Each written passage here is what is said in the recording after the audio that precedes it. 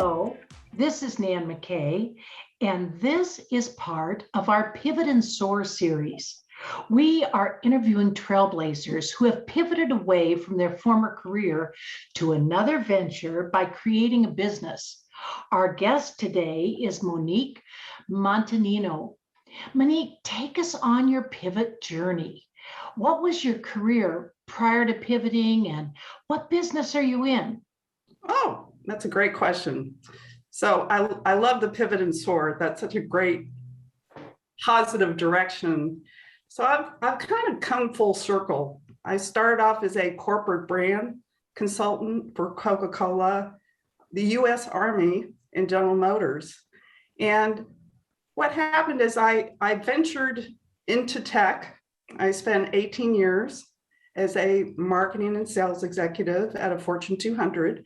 I think you've heard of Sprint, which is now T-Mobile, and also CenturyLink, which is now Lumen. I kind of leave things in my past. And I was fortunate. I had a pair of golden handcuffs. And for those of you not familiar with that terminology, it refers to the financial seduction that companies use to retain highly compensated and thought of employees. So it allowed me to retire early. But I was bored after 3 months. My mother said I was going to be bored. And so I started volunteering as a volunteer as a career advisor at Dress for Success. And it's a not-for-profit that helps women in transition. And after about a year, I thought, I think I can monetize this.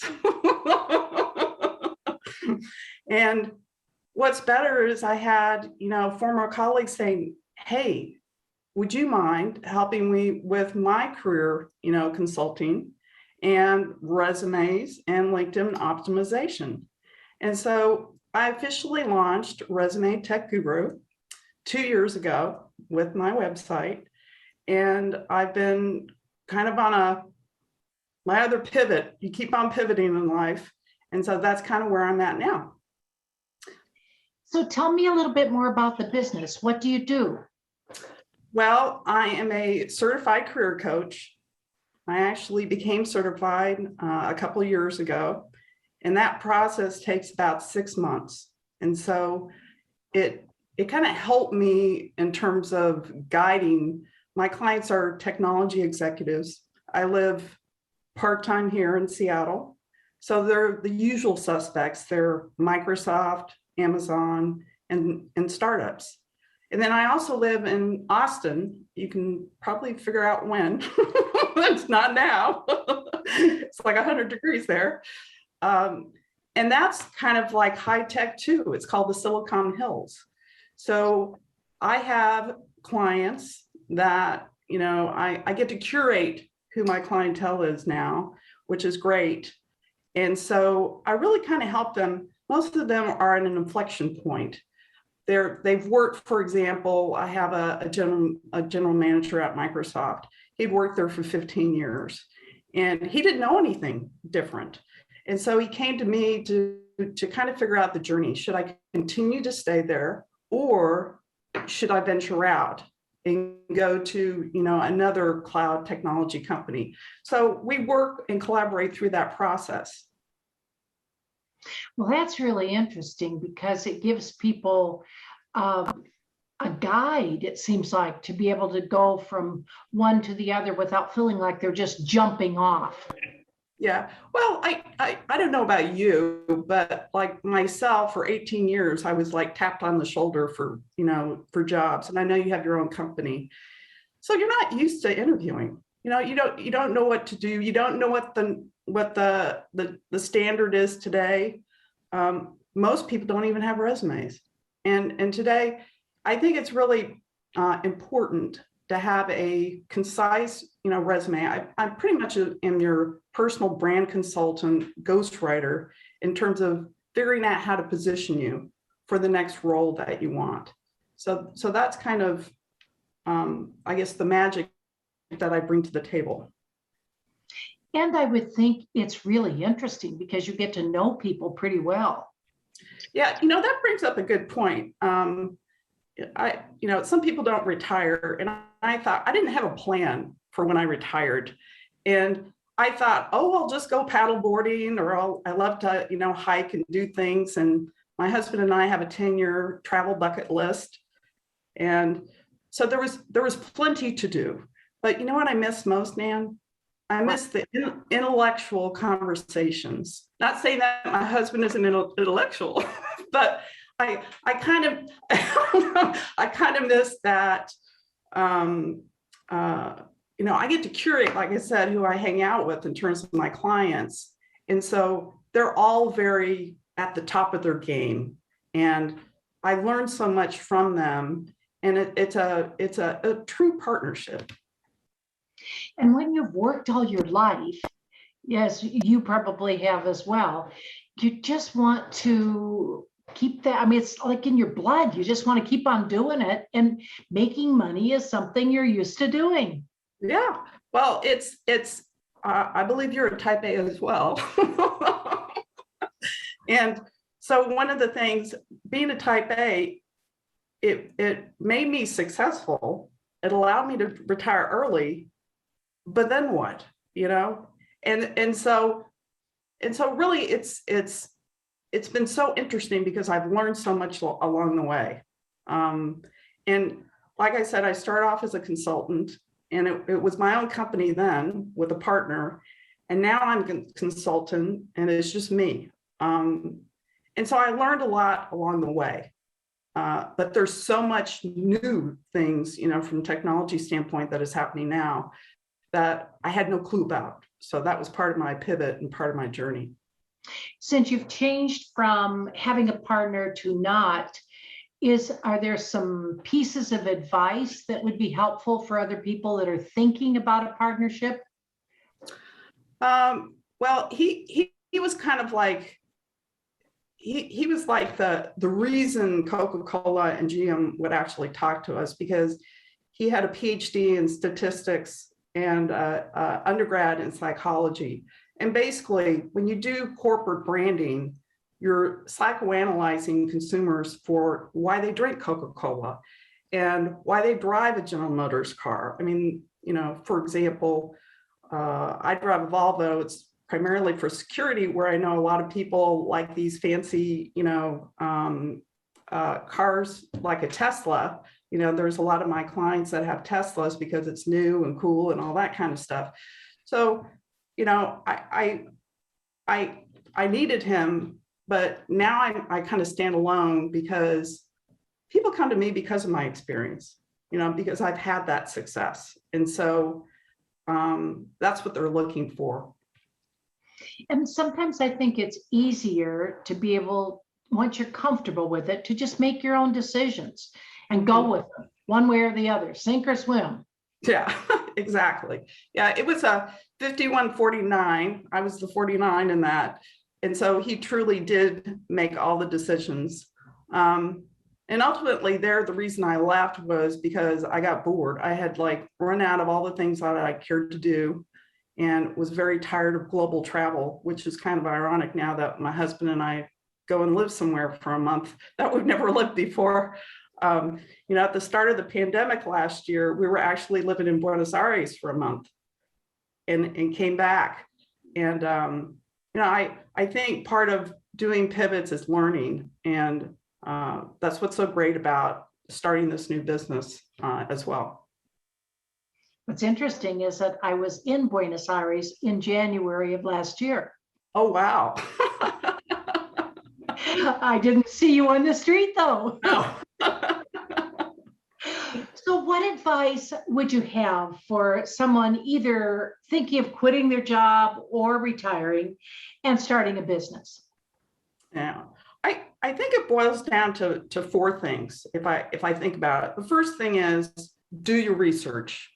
When I started Resume Tech Guru, I did competitive research. So not only here in Seattle, because I wanted to know who my competition was here, because I had my target audience. It was technology executives. And what I found out is most certified career coaches are kind of generic. They don't focus on a niche. So my competitive research drew me to the conclusion that I needed to really niche. First, I thought I could just do all the technology. And I found out I don't really have a lot in common with coders or software programmers. But what I do have in common with is technology executives in terms of their journey and where they've been. So competitive research. And the other thing I found out is how you present your offerings in terms of it helped me design kind of my packages that I offer to my clients. The other component of the competitive research was how to price. Price is very tricky. When I went through my certified coaching, they did talk about price, but we were all coaching for different reasons. And since I had technology executives, I did competitive research with other people that focus on executives as well to get to that stage. And then I guess the fourth thing about doing competitive research is to figure out what your gaps are. And one of my gaps was social media. I retired as a sales executive in technology. And when you're a salesperson, you're not really doing social media. Since I worked for Fortune 200 companies, we had rules and regs in terms of what you could or couldn't say. And so the focus wasn't on me, the focus was on the client. So I had to learn that. So I think research. The second thing is, for sure, find a mentor. Find someone in that business or find someone that has gone down that path. And I have more than one mentor. One of them had done startups, had done consulting. I found someone else that was very good at social media. So that was, equally important. And they help you collaborate. They help you identify things that you might be missing. And I think it's very important that you have a cadence where you meet with them a lot. And the third point I would say is before you take the leap, go work in it or become a volunteer in it. Because I have one of my best friends, she decided she wanted to own a printing franchise and she bought it. She had been in the printing business. She had sold printing in terms of graphics and things like that, but she had never staffed a business. She had never had a lease for a franchise, brick and mortar. And there were other things that came up that she had on the job training. And ultimately, she operated for 4 years, but had to shut it down. So one of the things I would suggest is, like I said, my midlife internship, although my husband doesn't call my life midlife, he thinks I don't know how to do age calculations, was Dress for Success. I did that for a year. And that gave me the experience in terms of what works, what doesn't work. And so I would say to entrepreneurs, go get experience, whether you do consulting on the side or volunteer. I think it's very important. And then the fourth thing is, to wrap it all up, is build a business case.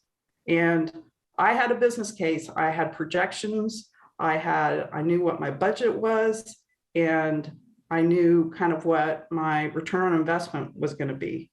And I had it all kind of planned out. And I think the entire business case development probably took about 4 months. So it's not something on a whim you just decide.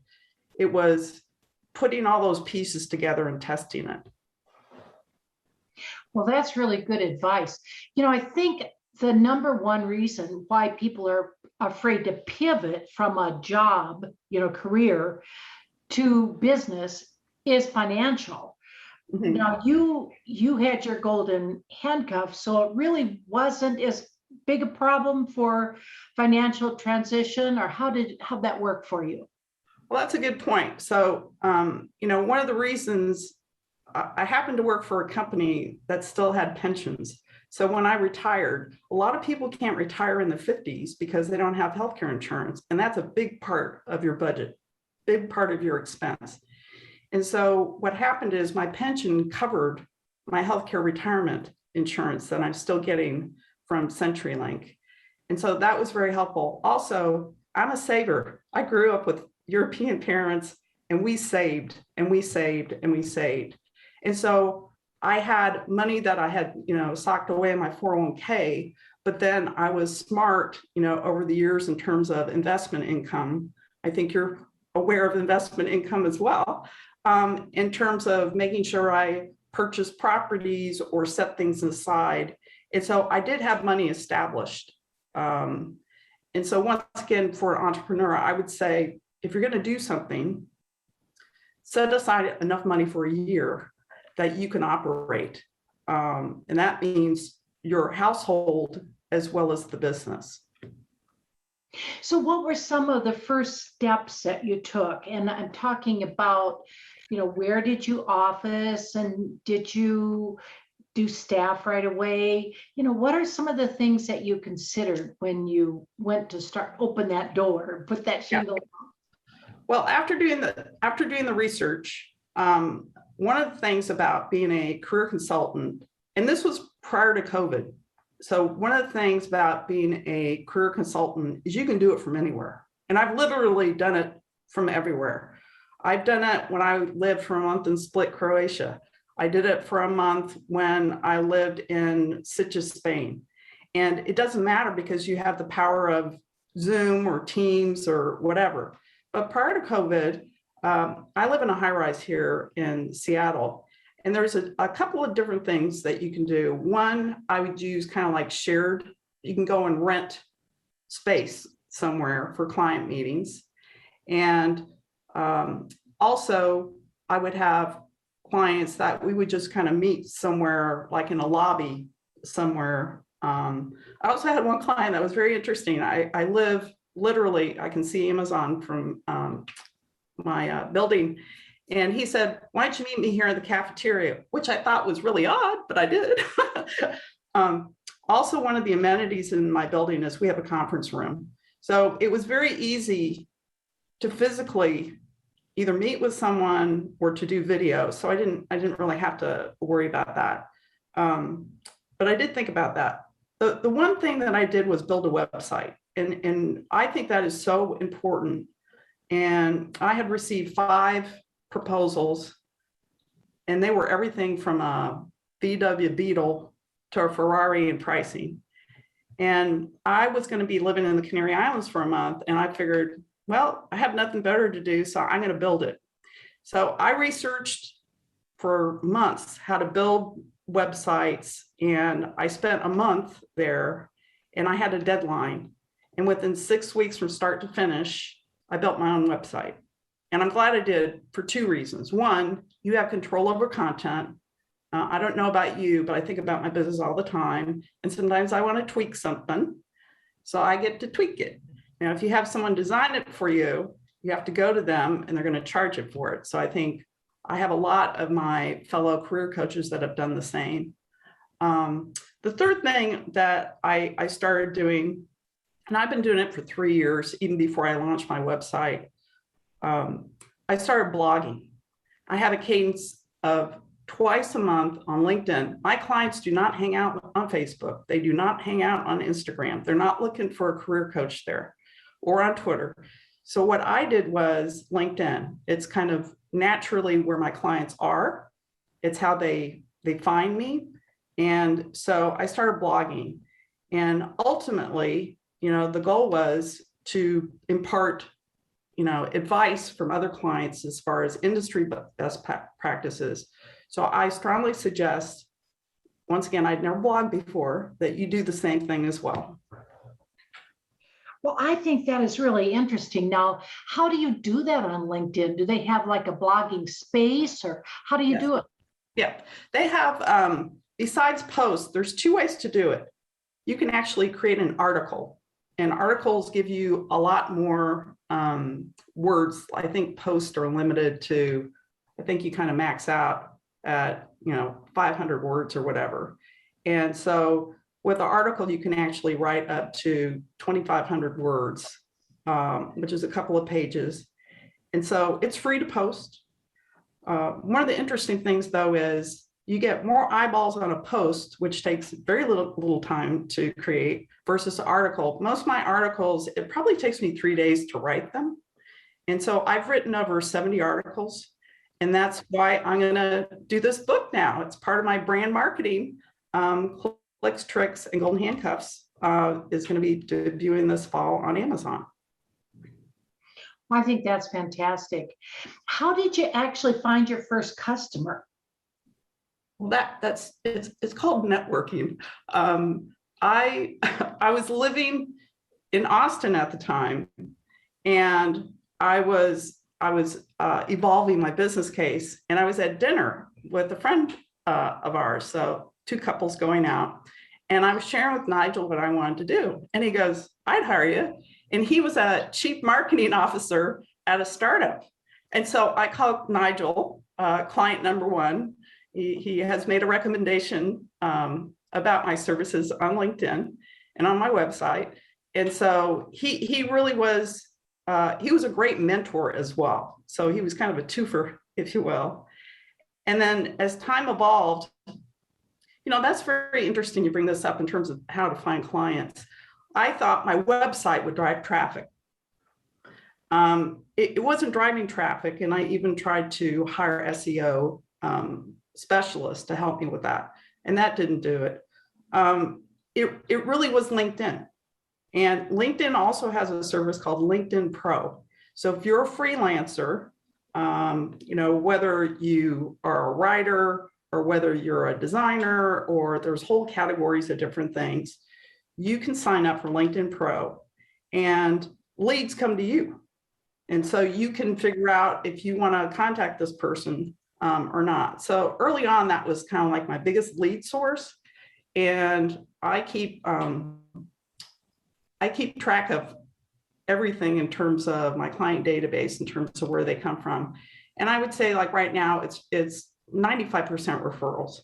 So, but that took probably 2 years ramp time to get to this point. That's a really good point. I did a lot of the same thing, thinking that if I had a really good website and drove everybody there and made it really good SEO and finding everything, but it's a hard road, isn't it? And LinkedIn or social media, much as it's difficult sometimes to master, is really a key thing, isn't it? Yes, it is. Yeah. So that was kind of, I've had these learning moments, along the way. The other thing, Nan, is I thought my clients would all be females because I'm female. Only 10%. They tend to be, once again, I profile everybody. They tend to be mid-40s, male, Caucasian. I have seen kind of like a change, if you will. I have more women because women are better at referring other women. And so I've seen an uptick there. In addition, I would say a third of my clients are not from the US. They're from India, Europe. I had one client from Peru that found me on LinkedIn. So it truly is you can have global clients. So you have to think big picture, if you will. That is really interesting to think that, just the demographics, whether you're talking global or you're talking gender, very interesting. So when things started to grow, how did you deal with the admin duties? Did you hire somebody or did you go to one of the Upwork, Fiverr stuff? How'd you do it? I'm kind of very simple, and I like to use, I love an Excel spreadsheet.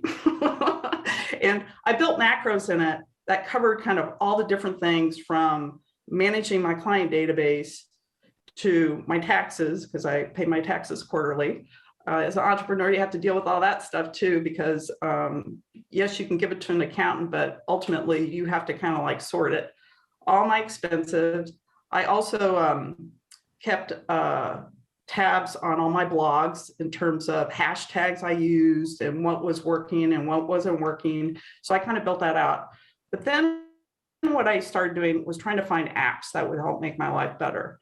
I use applicant tracking system software. It's called ATS. Most of my clients come to me because they want to beat the bots. And so I found something called JobScan. It's actually based here in Seattle. And I signed up for that. And so that's helped automate a lot of what I used to do, where I was having to analyze skill sets for job postings and things like that.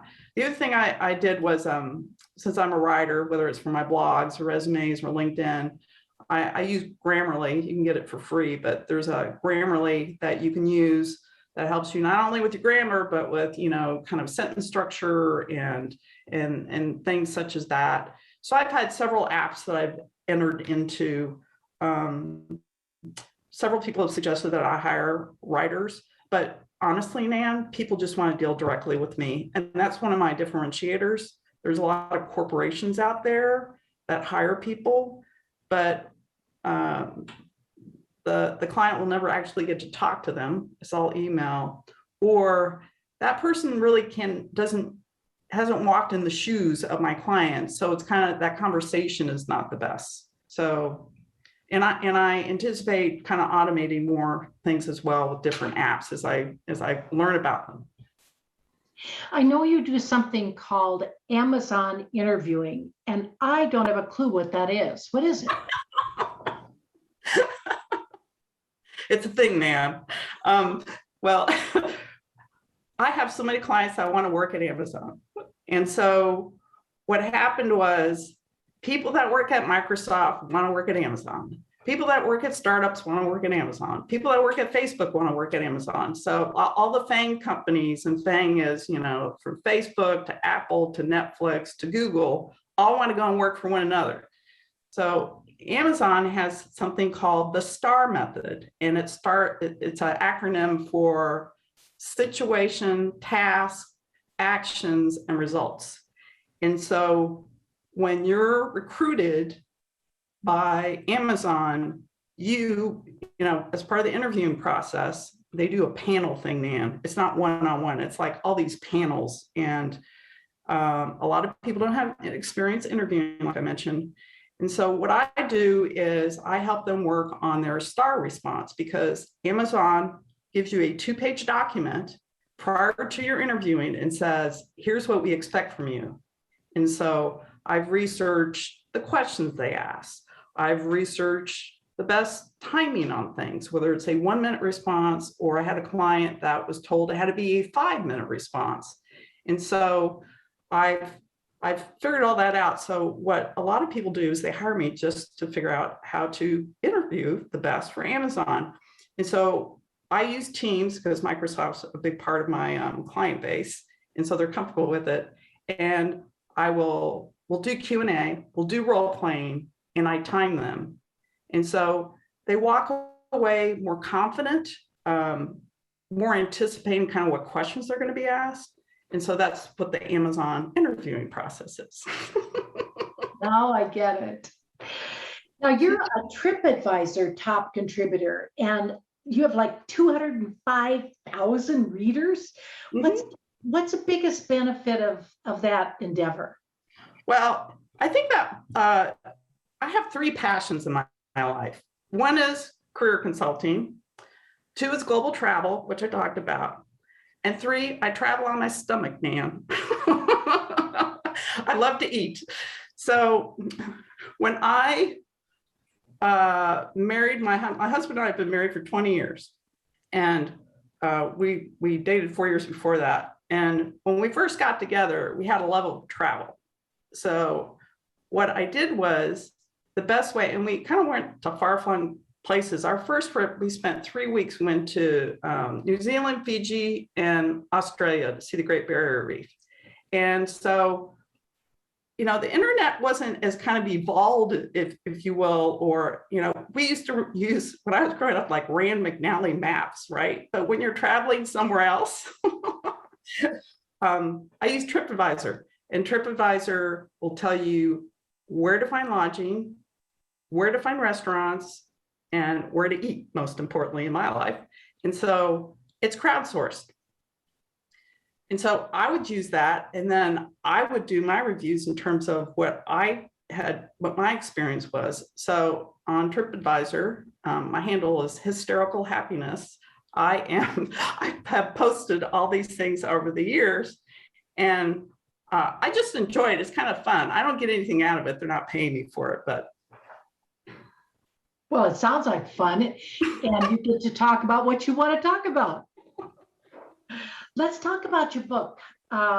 your blog about publishing a book, I thought was really interesting, and everybody should take a look at that. Are you self-publishing? And if you are, I want to know why. And then on your list of all the tasks in publishing a book, which I thought was fascinating, did you use a variety of people? Would you answer both of those? Oh, sure. So I'm still writing my book, and it's kind of like 3 years in the making, if you will, because I had all those blogs as kind of my source material. What I did was, at the start of this year, I took a 10-week book writing course, and Dr. Cindy Childress, she's actually out of Houston, she conducted that. And so I had the words, but I knew nothing about how to write a book. So what helped me was she helped kind of with the innards, if you will. So, and that really helped with that. But then there's the outards, which is not a word, by the way. But one of the things was, how do I do that? And so once again, I went on a mission. I had to hire, like you said, a book designer, and she's working on my book design right now. It's the front, the back, and the spine. There's all these different requirements. I am self-publishing, and Ingram Spark is the largest brick and mortar distributor. And I never heard of Ingram Spark before. And they have like 2 formats. If you want to do a paperback or an ebook, you have 2 different formats there. The other one I'm going to use is Amazon, Kindle publishing. We've all heard of a Kindle. But they do paperback as well as ebooks as well. And then there's another distributor called Digital to Go. So I needed a book editor, because it's one thing to write your own stuff, but you need someone to look over your shoulder. So I hired a book editor. She's going to start September 1st, and she's out of Portland, Oregon. And so she knows how to format the book for these different types of things. And so then I needed a photographer. So I just spent 90 minutes here at downtown at the Seattle Olympic Sculpture Park, having someone take my photos for my book cover and for all my social media and things like that. So there's all these different people that you need along the way. And the idea, as far as to write a book on writing a book, was there's not one source, man. It's like you go to this expert for this and this expert for this, but there's not one person. And I thought, and I'm sure there's books out there, but I thought, everybody I talk to that wants to write a book, they go, oh, well, how do I write a book? And they had no idea. I mean, there's this whole immense world, man, that has opened up in my brain in terms of ISBN numbers, which are the little barcode things on the back of the book. There's only Bowker is the company that does that. That's the only one you can get it from. It's like getting your IP address, but you can get that from anybody. But there's one, there's all these little nuances, like what fonts you use. Anyway, I've learned a lot, and I'm still like this. Just recently, I have, because I'm in the middle of this book publication kind of thing too. And just recently, I was talking to several publishers, and it shocked me, I guess, because I just never thought of it, that their number one question was not, is this the greatest book that has ever been written? We could have answered that, but it was, what is your social media number? That is their biggest question. How big a social media presence do you have? Well, I think the biggest shocker for me, and Ingram Spark has all these free tools, and you can just sign up for Ingram Spark. It's all one word, INGRAM Spark. One of the things that was shocking to me, Nan, is you don't really make money on books, period. Because for brick and mortar, like Barnes and Noble, to carry it or whatever, you have to give them 55% discount. And then you have to pay Ingram Spark for, my books would be about 190 pages. So you have to pay them for the printing of that. So if I price my book, for example, at $29.99, I'm not getting $29.99. At the end of the day, it will be like $10 when it's all done and said. And then the other thing is, I've already invested over $5,600 in this book with all the different things that I've done. Okay, okay, let's do the math here. At $29.99, if I'm getting $10 back, and I've invested $5,600, that's a lot of books. So the thing is, Nan, it's a marketing device for me. It is not a means to gain wealth here. I appreciate what you said, because I have found that out as well. I think you're looking at if you think this is a moneymaker, kind of forget it. Mm-hmm. But it does open doors for other areas, gives you validity in a sense. Or yeah. Well, especially for what I do, since I write, right? I mean, and there's very few people that have actually written a book that are published authors, as well. I've looked at the statistics for that. It's probably less than 3% of the entire population in the world that's ever published a book. So you're kind of part of a little elite group, but there's no barrier to entry. I mean, anybody can do it. I just wanted to do it that it was meaningful for my technology executive clients or aspiring ones. I don't honestly think my tech exec clients are going to read it. I think aspiring ones will. That's who, well, they'll just hire me. Aspiring ones will go and read it, and do a DIYer, if you will. So it's going to have a purpose anyway. Yes, it will. Okay.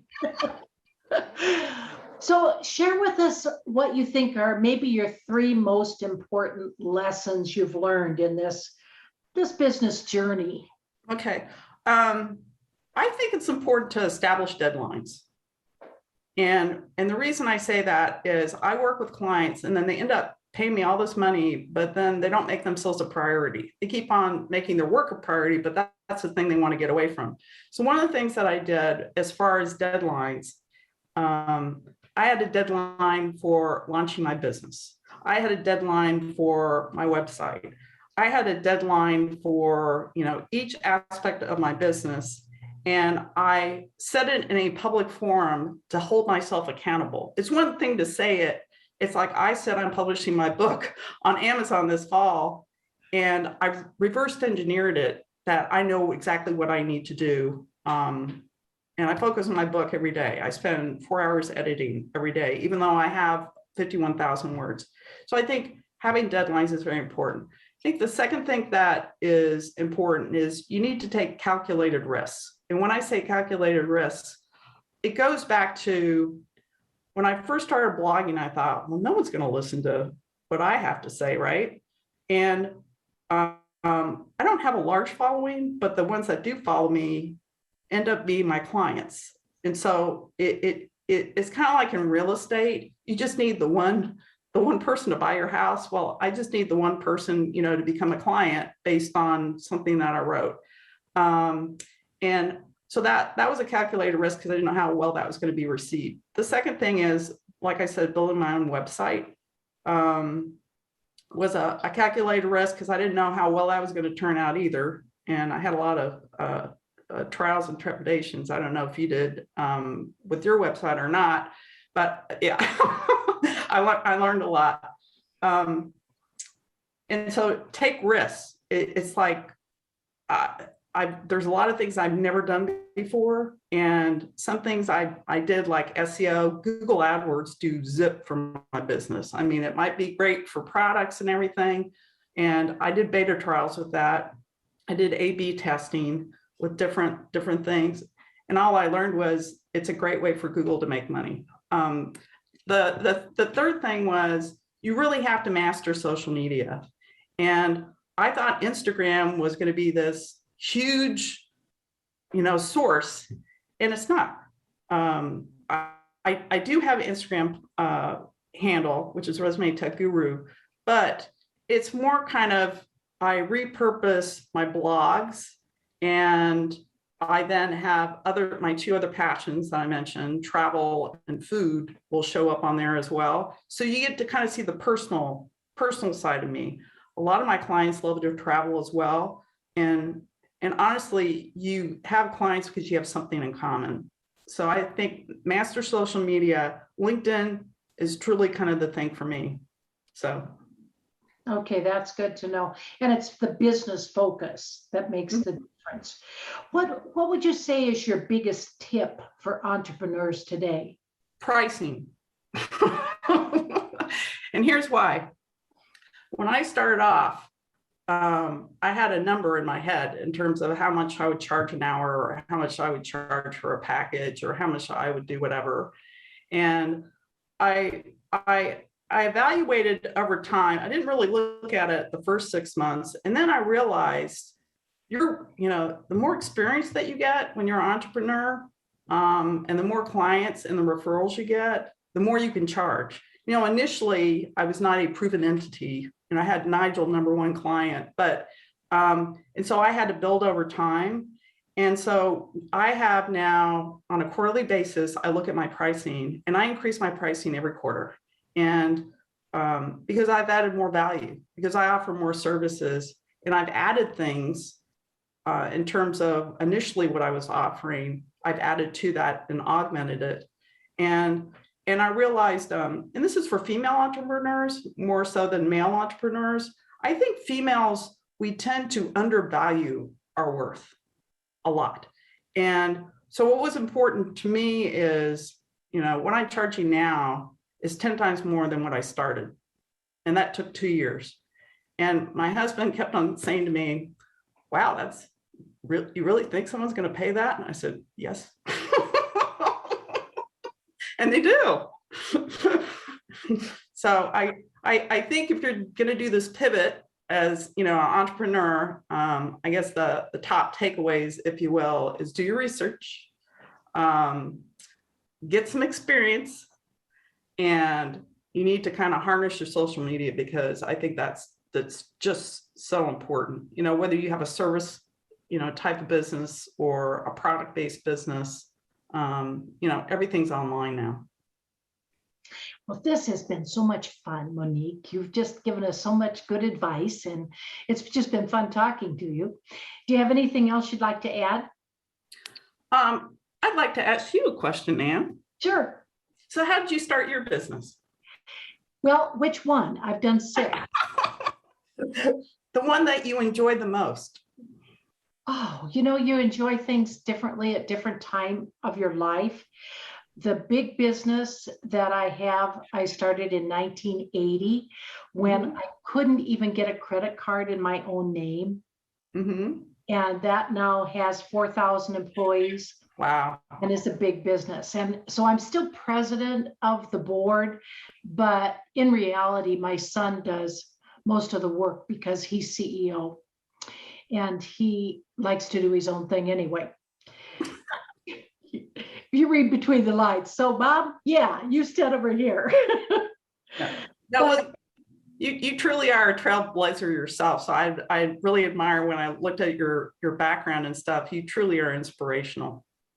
Well, doing this new thing for me, it's a couple of years, but it's Nan McKay Connects.